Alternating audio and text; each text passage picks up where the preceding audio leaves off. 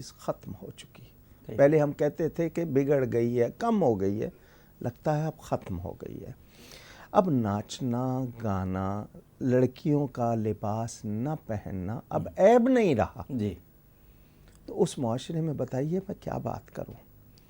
مجھے یعنی آپ نے کہا، تبصرہ کیا، مجھ سے تو وہ بھی نہیں ہو رہا کہ میں کون سا لفظ کہوں، کیا کہوں میں. یعنی یہاں پر یہ کہ توہین رسالت گوارا ہے، توہین قیادت گوارا نہیں ہے. ایک شخص کے لیے پورے ملک کی قسمت سے، اکانومی سے کھیلنا گوارا ہے. جو کچھ ہو رہا ہے اس کا کچھ. پھر اس معاشرے میں آپ نے دیکھا قبرستان کا وہ واقعہ جی. شاید تاریخ میں نہیں ہوگا، وہ اسی معاشرے میں.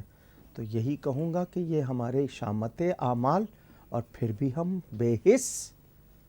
اللہ تعالیٰ سے ہم معافی مانگیں، کہیں ایسا نہ ہو کہ عذاب آئے تو سب کے سبھی بس جائیں، کیونکہ کوئی بول بھی نہیں رہا. صحیح کہہ رہے ہیں. اللہ تعالیٰ ہدایت دے.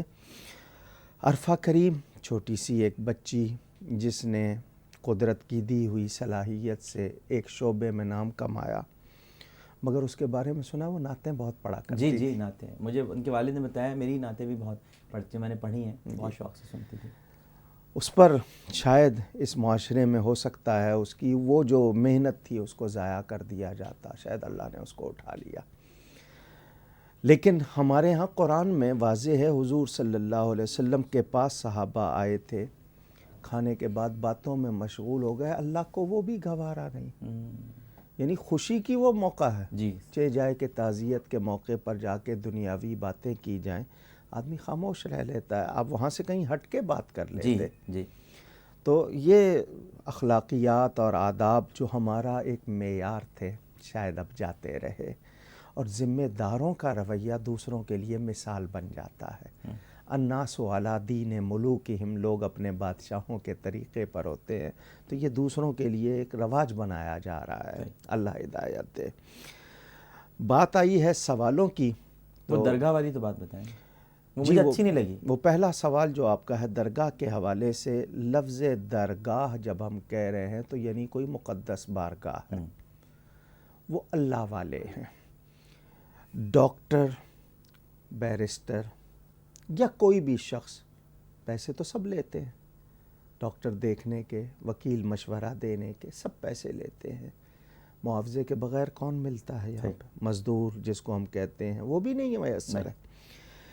لیکن ایک درگاہ پر ایک شخص جو اس وقت اس میں کوئی شبہ نہیں کہ غوث پاک کی اولاد ہے، گیلانی ہیں، سادات ہیں، وہ لازمی بات ہے اللہ نے ان کو یہ اگر نسبی شرف دیا ہے تو یہ رب کی عطا ہے. اس پر پلنا تو یہ تو عزت کی بات ہے. جی بالکل صحیح. اور پھر درگاہوں پر جو بھی آتا ہے وہ عقیدت احترام کے ساتھ آتا ہے اور کوشش کرتا ہوگا کہ حلال کی کمائی ڈال کے جائے.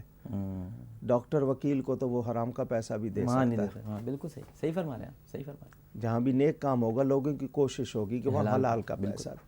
تو اگر اللہ تعالیٰ نے ان کو وہ عزت دی ہے، اول تو یہ کہ اس جملے میں درگاہ کی توہین ہے جس پر توبہ لازم ہے، کیونکہ یہ شعائر اللہ میں سے ہے. جہاں صرف اللہ والی کے قدم آئے ہیں وہ جگہ شعائر اللہ، تو جہاں اللہ والا خود آرام فرما ہے اس کا اندازہ کیا جائے. پھر یہ کہ یہ پلنے کی بات، تو آپ کس پر پل رہے ہیں؟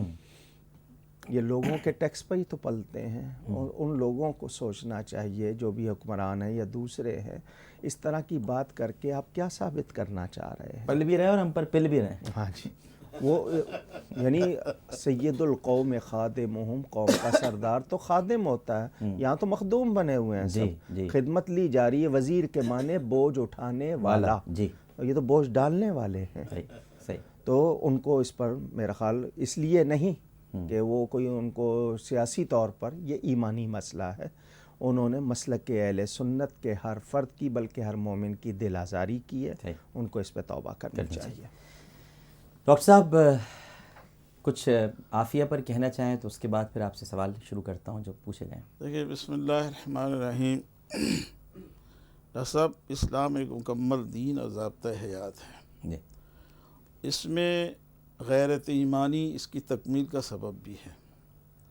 تو اس اعتبار سے یہ مملکت خدا داد پاکستان اسلام کے نام پر معرض وجود میں آیا۔ اس کا جو بھی سربراہ مملکت ہوگا، وہ آئینی سربراہ ہو یا انتظامی سربراہ ہو، ان کی یہ ذمہ داری ہے الا کلکم رائن و کلکم مسئول عن رعیتہ، اور اسی طریقے سے تم سب نگراں ہو اور تم سے اپنے زیر اثر تمام افراد کے بارے میں پوچھا جائے گا۔ پھر اس حدیث میں آگے ایک اور جملہ ہے کہ حاکم وقت نگراں ہے اپنی رعیت پر۔ تو یہ جو حاکم وقت کی نگرانی ہے، رعایا کی حفاظت کی نگرانی، رعایا کو سہولتیں پہنچانے کی نگرانی، ان کو گیس فراہم کرنے کی نگرانی، ان کی عزت آبرو کی حفاظت کی نگرانی، ان کے مال و اسباب کی حفاظت کی نگرانی اور ان کے جان و مال کی حفاظت کی نگرانی۔ عافیہ کون ہے؟ پاکستانی شہریت رکھنے والی ایک مسلمان خاتون ہیں، لہذا حکومت وقت کو تو چاہیے تھا عافیہ صدیقی کے لیے، یعنی لڑتے مرتے جتنے بھی سیاسی، سماجی، سفارتی آداب کو ملحوظ خاطر رکھتے، ہر محاذ پر لڑتے، یہ اس نگرانی سرکار دو عالم صلی اللہ تعالیٰ علیہ وآلہ وسلم کے اس فرمان کی روشنی میں ان کا یہ فرض بنتا ہے، اور اس فرض کی عدم ادائیگی پر یہ کوتاہی کے مرتکب قرار پائیں گے۔ اس لیے کہ عافیہ ہماری قوم کے آبرو ہے اور قوم کی عزت ہے، قوم کی بیٹی ہے، اور اس کے ساتھ جو دردناک جملہ آپ نے ارشاد فرمایا، یقین مانی جب آپ ادا کر رہے تھے میری آنکھوں سے آنسو بہ رہے تھے کہ وہ حقوق نسواں کے علمبردار، جیسا کہ مختارہ مائی کا حوالہ دیا گیا، اور اس کے لیے اتنے چیخ و پکار مچانے والی قوم جو علمبردار بنتی ہے، حقوق نسواں کی محافظ بنتی ہے، اور ایک ایسی بچی جو ان کی نگرانی میں ہے، حکومت کے کنٹرول میں ہے اور جیل میں ہے، تو وہاں اس طرح کا پامال ہو جانا حقوق نسواں کا، تو اس کی ذمہ دار کون ہے؟ اور اس پر باس پرس نہ کرنا ہمارے حکمراں خود برابر کے مجرم قرار پائیں گے اللہ اور اللہ کے رسول صلی اللہ علیہ وسلم کی نگاہ میں۔ بالکل صحیح۔ ایک چھوٹا سا وقفہ لیتے ہیں، وقفے کے بعد سوالات کا سلسلہ۔ ہم سے کمبائن فیملی کے حوالے سے سوال کیا گیا ہے، اور ایک خاتون نے قسم کھا کر ان کے جن کو پسند کرتی تھیں وہ چلے گئے، سوال کیا ہے۔ دونوں سوالات بڑے اہم ہیں معاشرتی پہلو سے، اور ڈاکٹر صاحب اور مفتی ڈاکٹر فضل احمد صاحب دونوں شخصیات یہاں پر موجود ہیں۔ ایک چھوٹا سا وقفہ، وقفے کے بعد دوبارہ حاضر ہوتے ہیں۔ ہمیں یقین ہے کہ آپ سب لوگ ہمارے ساتھ ہی رہیں گے۔ السلام علیکم ورحمۃ اللہ۔